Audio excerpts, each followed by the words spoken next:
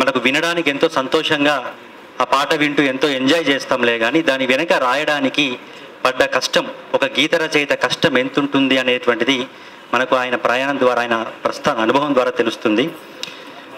మీకు ఇంకో విషయం కూడా చెప్తాను. చాలామంది అంటుంటారు ఏమని అంటే, ఇప్పుడు ట్యూన్కి రాయడం సరిపోతుంది, సంగీతం తెలిస్తే సరిపోతుంది, కథ తెలిస్తే సరిపోతుంది, ఏదో రాసేస్తామని చెప్పి అంటున్నారు కదా. సంగీతం, సన్నివేశం ఇవి రెండూ తెలిస్తే సరిపోదు, పొయిటిక్గా ఉండాలి. సినిమా పాట అనేది పొయిటిక్గా ఉండాలి. అది చాలా ఎట్లా ఉండాలంటే, ఈస్థెటిక్ ఎట్లా ఉండాలంటే, దాని ఎక్స్ప్రెషన్స్ ఎట్లా ఉండాలంటే, అవి మనకు దానిలో కవిత్వమే ఉండదు అని అంటారు చాలా మట్టుకు. ఎందుకు ఉండదండి? శ్రీనాథుడు మీరు పేరు విన్నారు, మహాకవి శ్రీనాథుడు, శ్రీనాథ కవి సార్వభౌముడు ఉన్నాడు. ఆయన 15th సెంచరీలో ఆయన రాసినటువంటి ప్రబంధాలు, కావ్యాలు ఉన్నాయి. దాంట్లో ఆయన ఒక అమ్మాయిని వర్ణిస్తూ, ఆమె అరుణోదయ బింబంలాగా ఆమె ముఖం ఉంది, ఆమె కళ్ళు ఇది చీకటి, ఆమె కాటుక చీకటి రేఖలుగా ఉంది అని ఇలా రాశాడు. ఇది కవిత్వమేగా, ఇది కావ్యాల్లో ఉందేగా. ఇదే ఎక్స్ప్రెషన్స్ సరిలేరు నీకెవ్వరు సినిమాలో శ్రీమణి అన్న ఇట్లాంటి ఎక్స్ప్రెషన్స్ చెప్తున్నాను. నువ్వు బొట్టు పెట్టుకుంటే తెల్లవారుతుందే, కాటుకెట్టుకుంటే చీకటవుతుందే అన్నాడు. ఇది కాదా పొయిట్రీ అంటే? అక్కడ చెప్పినటువంటి, అక్కడ ఏదైతే ఆ భావ ప్రకటన ఉందో, కావ్యాల్లో ఉన్నటువంటి భావ ప్రకటన ఈ పాటల్లో కూడా ఉంది. అంటే దీన్ని బట్టి నేనేం చెప్తున్నానంటే, సినిమా పాటల్లో కవిత్వం లేదు అన్నటువంటి ఆ ఆలోచన నుంచి, ఆ భావన నుంచి బయటపడాలి. ఎందుకు అనంటే, కవిత్వమే ఒక ప్రక్రియ, సినిమా పాట కవిత్వం వేరు కాదు. కవిత్వంలో 10 రూపాలు, 15 రూపాయలు, ఎన్నో రూపాలు ఉన్నాయి, ఒకటి నేను చెప్పలేదు. పద్యం, గేయం, వచన కవిత్వం, వచన కవిత రూపం, వచన కవిత్వం, పద్య కవిత్వం, గేయ కవిత్వం, ఇవన్నీ కవిత్వాలే. కాబట్టి పాట కూడా కవిత్వ రూపమే అనేది నేను చెప్పదలుచుకుంది. సరే, ఇంకా చాలా విషయాలు మనం మాట్లాడుకుందాం. ఇప్పుడు తర్వాత నాగరాజు కువారపు అన్న, పాటల పడగలెత్తిన మా నాగరాజు కువారపు అన్న 2016లో అమీర్పేట్లో అనే సినిమాతో పాటల రచయితగా తన ప్రయాణం ప్రారంభించాడు. తర్వాత ఉందా లేదా, ఉత్తర, ఇలా స్వ, ఓయ్ ఈడియట్, దాదాపు 100కు పైగా పాటలు రాశాడు. తన అనుభవం గురించి చెప్తాడు, విందాం. సాహితీ మిత్రులందరికీ మనవి ఏంటంటే, కార్యక్రమం విశేషణ అయిపోయాక భోజన సదుపాయం ఉంది, అందరూ ఉండండి, వెళ్ళకండి.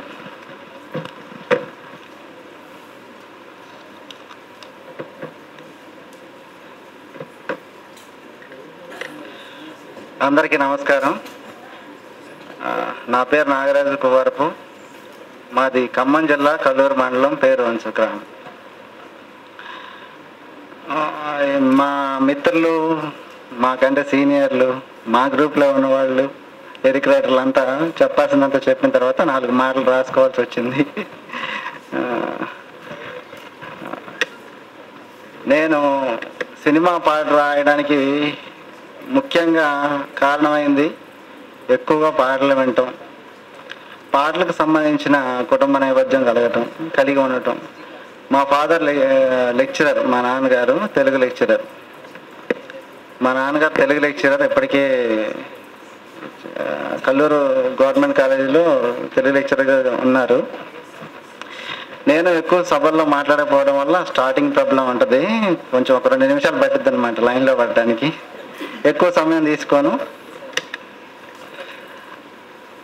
మొదటగా నేను విన్న పాట నా చిన్నప్పుడు, ఆత్మ నిశ్చలమైతే పరమాత్మ నిశ్చలమౌరా, పువ్వుకు రంగులు ఉన్నవి గాని గాలికి రంగులు ఉన్నాయా, పువ్వు వంటిదే నీ ఆత్మ, గాలి వంటిదే పరమాత్మ అని.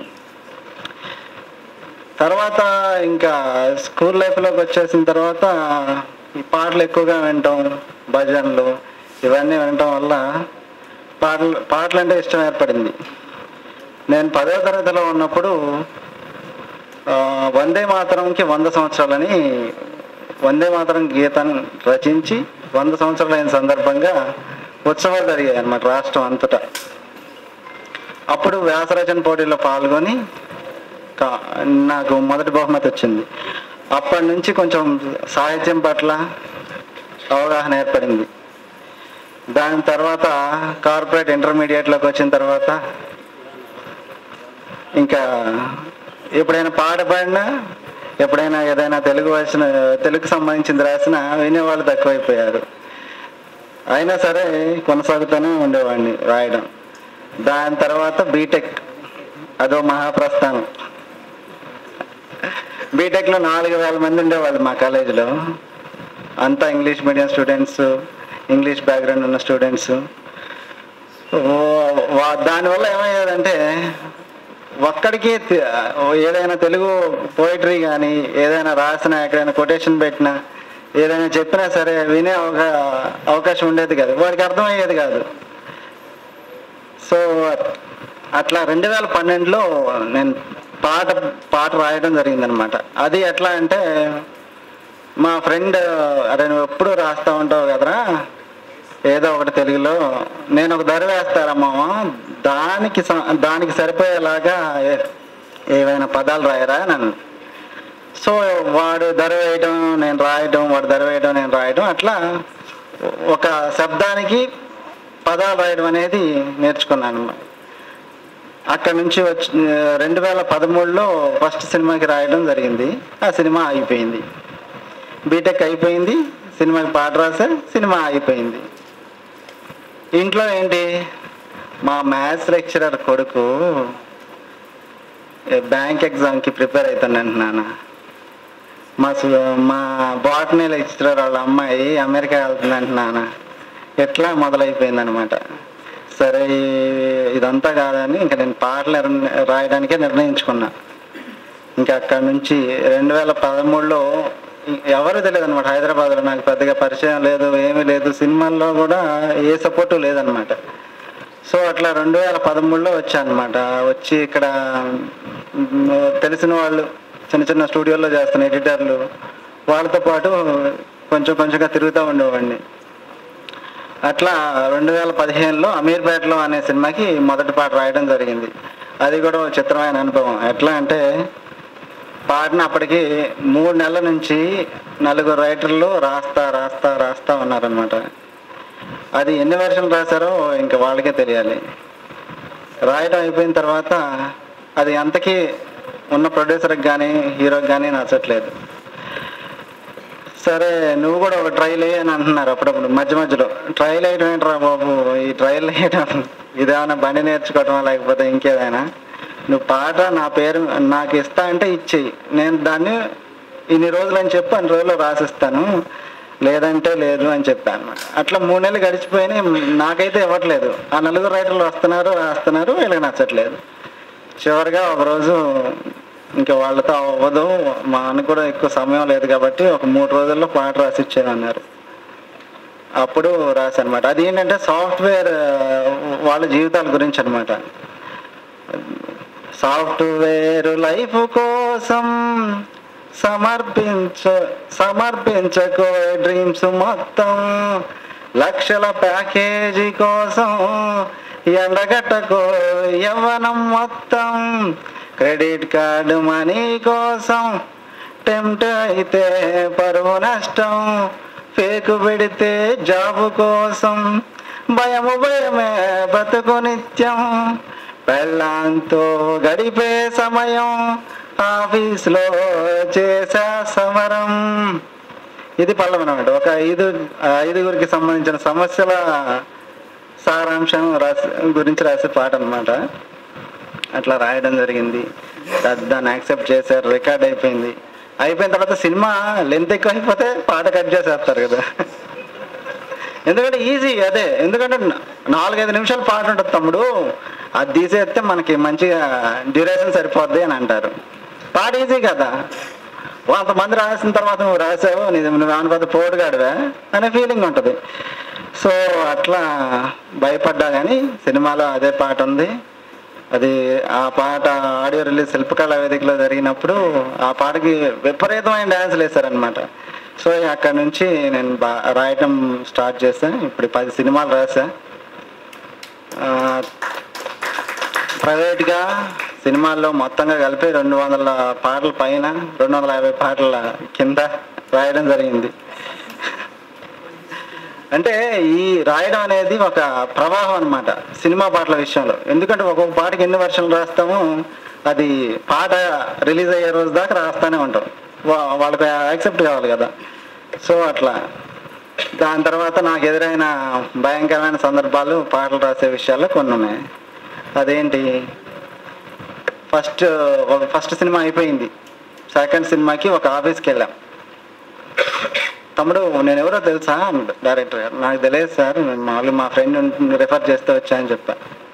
తమ్ముడు నేను కృష్ణవంశీ గారి దగ్గర రైట్ హ్యాండ్ తమ్ముడు. సరే సార్ అని అన్నా. తమ్ముడు పాట రాయాలి తమ్ముడు, అద్భుతంగా రాయాలని ఒక సందర్భం చెప్పారు. ఆ ఒక సందర్భానికి ఫస్ట్ ఒక పాట రాస్తే చాలా బాగుంది తమ్ముడు, అద్దరిపోయింది. కానీ నాకు కొన్ని లైన్లు ఎందుకు బాగా అనిపించలేదు తమ్ముడు, ఇంకో వర్షన్ రాద్దామన్నారు. కొన్ని లైన్లకి ఇంకో వర్షన్ రాయాలి. ఇట్లా 10 రోజులు అదే సందర్భానికి 10 పాటలు రాయడం జరిగింది. రాసిన తర్వాత ఆయన కూర్చొని ఆ 10 పాటల్లో ఉన్న బెస్ట్ లైన్స్ అన్ని కలిపి పాట చేశారు. చేసి తమ్ముడు నేనే పాట చేసుకున్న తమ్ముడు, ఇంకా నీ అవసరం ఏముంది, నువ్వు జాగ్రత్తగా జేబులో చేతులు పెట్టుకొని ఇంటికి వెళ్ళిపోమన్నారు. సో అంత అనుభవం జరిగిన తర్వాత పాట అంటే భయం వేస్తుంది, కానీ మనకు అదేమీ లేదు, ఎందుకంటే నిర్ణయించుకున్నాం కదా ముందే. సో అట్లా రాసుకుంటూ వచ్చా. రీసెంట్గా ఒక ఫోక్ సాంగ్ రాసా, నాగమణి అని రిలీజ్ అయింది, మంచి అప్లోడ్ వచ్చింది. ఇప్పుడు ఇక పాట గురించి చెప్పాల్సి వస్తే, సాధన తపనల తపస్సు పాట. మిగతా అంతా వేరు. ఏంటి అధ్యయనం అంటారు, అధ్యయనం చేయని వాళ్ళు కూడా పాట రాయొచ్చు. తర్వాత అసలు పాట అంటే తెలియని వాళ్ళు కూడా పాట రాయొచ్చు. కానీ రాసిన తర్వాత మరో పాట రాయడానికి, మంచి పాట రాయడానికి, గొప్ప పాట రాయడానికి అవసరమయ్యేది ఏంటంటే సాధన, తపన. రాయాలనే తపన, ఎందుకు ఎట్లా రాయాలి, ఎందుకు రాయాలనే సాధన.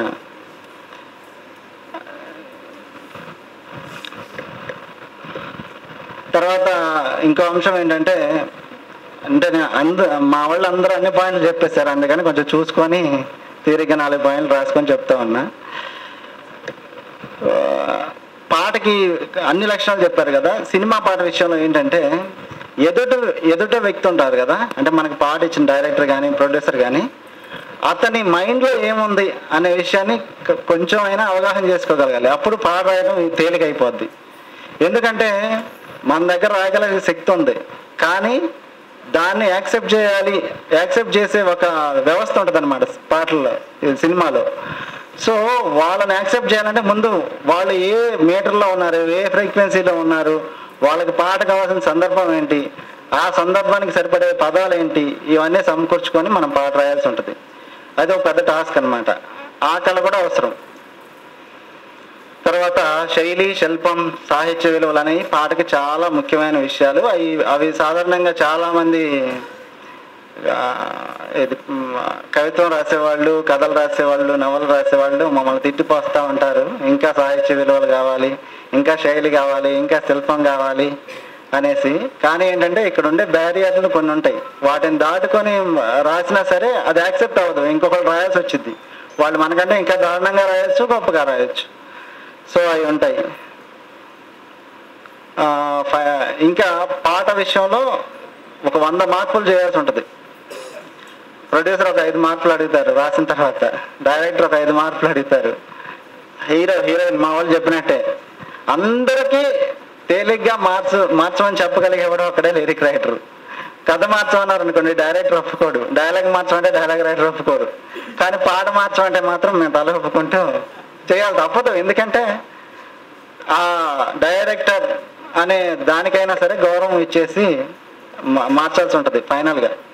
అయినా సరే మంచి పాట రాసామనే సంతృప్తితో మాత్రమే, ఎంతో కొంత సంతృప్తి, పూర్తి స్థాయి కాకపోయినా పాటలు అనేది బయటికి తీసుకురావడానికి ప్రయత్నం చేస్తూ ఉంటాం నిత్యం. తర్వాత కొత్తగా సినిమాలోకి రావాలి, పాటలు రాయాలా అని అనుకునే వాళ్ళు తీసుకోవాల్సిన మొదటి జాగ్రత్త ఏంటంటే ఆర్థిక పరమైన వనరులని మనం సమకూర్చుకోగలిగి సాధన చేసి పాటలు రాయాలన్నమాట. ఎందుకంటే ఇక్కడ ఇందాక మన వీరు గారు చెప్పినట్టు ₹1,00,000 నీ అకౌంట్లో వేస్తా తమ్ముడు అంటాడు. ₹1,00,000 మనం తీసుకొని ఉన్నాం అంతకుముందు అసలు పాటకి. ఆ అంకె అనేది చాలా మన 2 రోజులు హ్యాపీగా బతికిచ్చిద్ది. కానీ 3వ రోజు గడుపుకోవడానికి డబ్బులు కావాలి కదా. అందుకని ఆర్థిక వనరులు అనేవి చాలా ముఖ్యమైన విషయం. తర్వాత కన్సిస్టెంట్ అంటే ఇక్కడే ఉండాలి, ఇక్కడే సాధించాలి, ఈ పాటే రాయాలి అనే గట్టి సంకల్పంతో సినిమా పాట రాయడానికి వచ్చి ఎన్నో ఏళ్ళుగా మేమందరం దాదాపుగా 10 సంవత్సరాల నుంచి ఉన్న వాళ్ళమే. 200 పాటలు పైన రాసిన వాళ్ళమే. హిట్లు ఉన్నాయి, హిట్లు లేవు, ఫ్రెండ్ మంచిగా ఉందంటాడు, ఇష్టం లేనాడు బాగాలేదంటాడు, విమర్శలు ఉంటాయి, వ్యతిరేకించడం ఉంటుంది, అవమానాలు ఉంటాయి.